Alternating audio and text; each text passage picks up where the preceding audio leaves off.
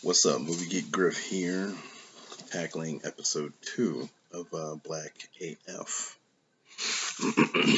Hopefully this will be shorter than the first 10 minutes. I apologize. TLDR, I get it. It's been about 2 weeks now, so some of the furor has died down, but I still wanted to comment, do my thing. This episode 2 of Black AF, just further highlighted the bad parenting all around.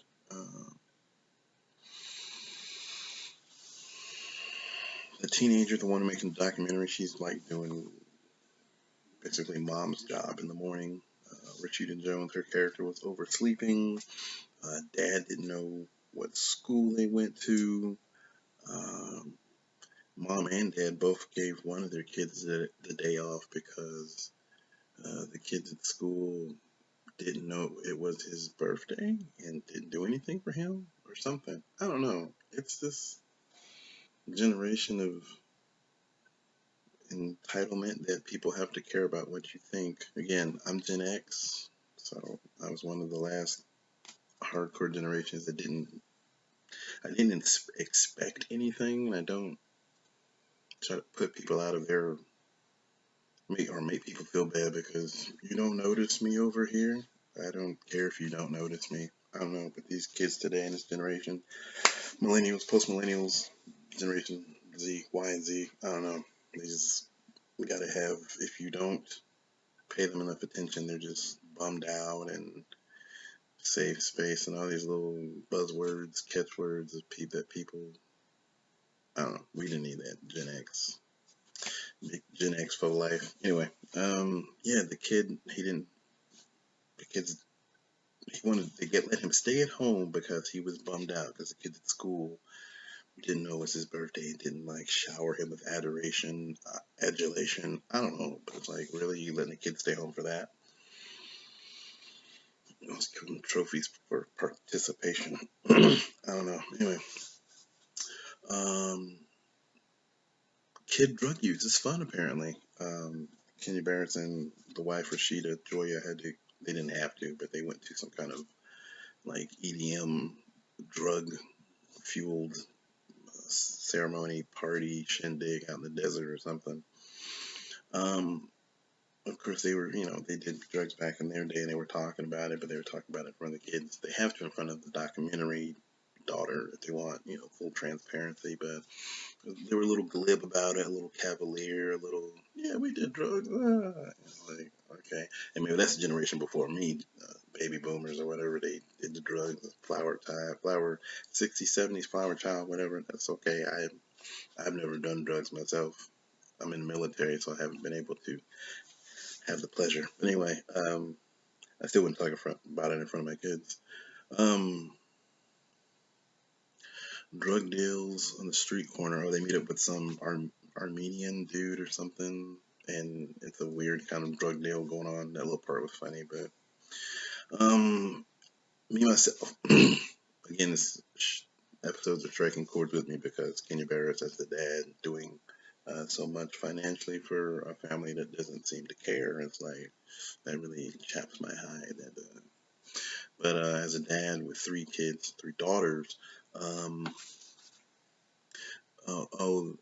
one of the daughters of Rashida, well, one of the youngest daughters of Rashida in Kenya was on IG shaking her little booty, and the documentarian daughter was like, "Mom, what are you gonna do? The next 24 hours determines, which direction the life of the little young kid would go."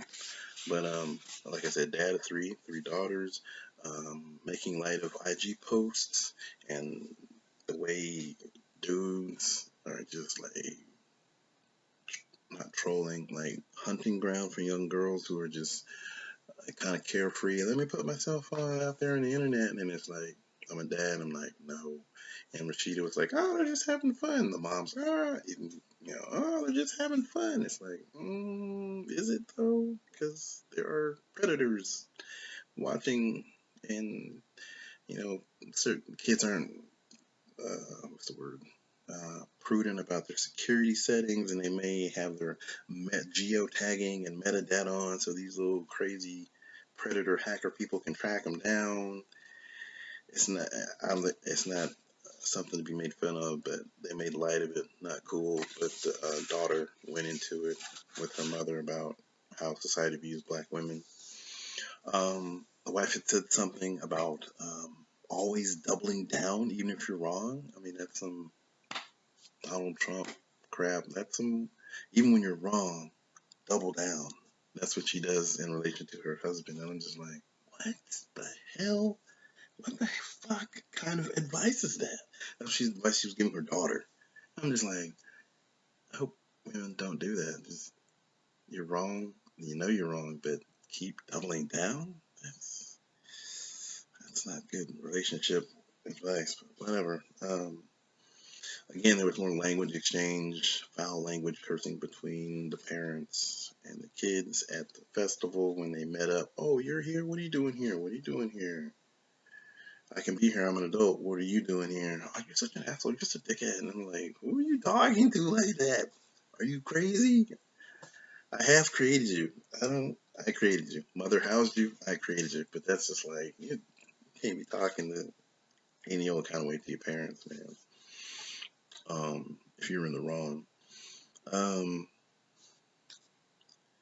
yeah, so like I've always had the idea that you can't be friends with like teenagers, like where you cut it off. Some parents try to be their kid's friend for life.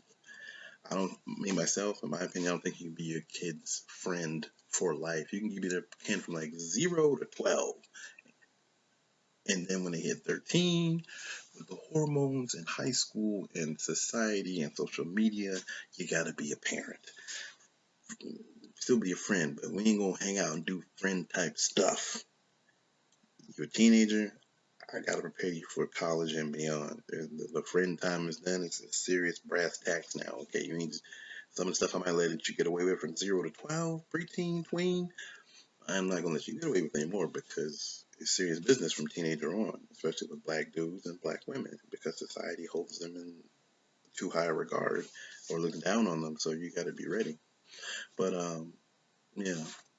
Um, the message: we can't do the same things that our contemporary Caucasians do. It goes back to how black women are viewed by society, because white women will do the same thing and show their butt and dance and stuff, and they can get away with it, but a black woman would be castigated. So that was a good message. The message is always in there. It's just you gotta kind of wade through the BS. But they had an end party for that kid for his birthday, and I was just like, what the hell? Because the end party music was explicit with kids running around. So still, no, still missing the point. I don't, trying to stay hip with the kids or trendy and keep the kids happy.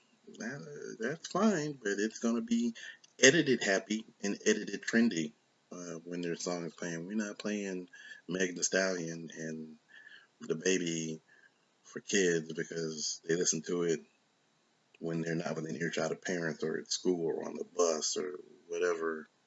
We're not listening to it in my house. Gen X for life.